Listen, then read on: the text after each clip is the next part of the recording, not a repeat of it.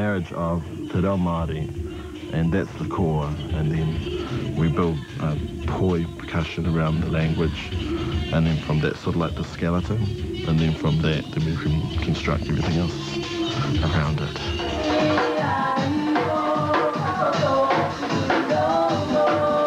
We have a big emphasis on drums and vocals as the core of the sound, and I suppose that electronica has lent itself to that fusion.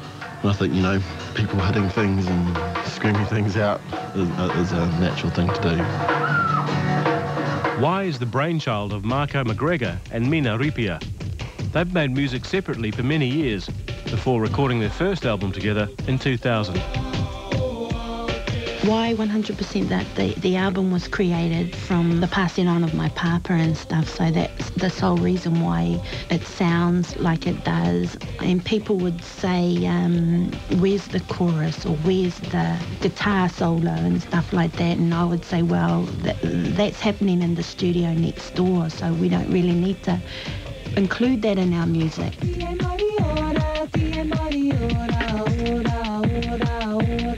Finding an audience in New Zealand can be complicated, but why is discovering that their music travels easily overseas?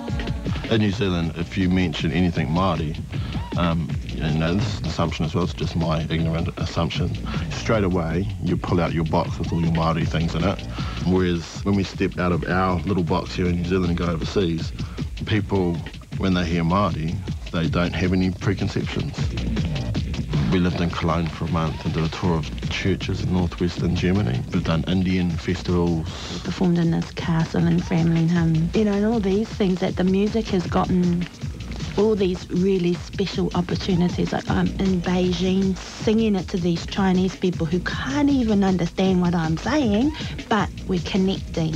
And then the extreme is a children's festival, you know, this fabulous venue in Seattle, and it's 2,000 American kids screaming. It's just really great that it's not one type of people, it's all types of people, it's every people.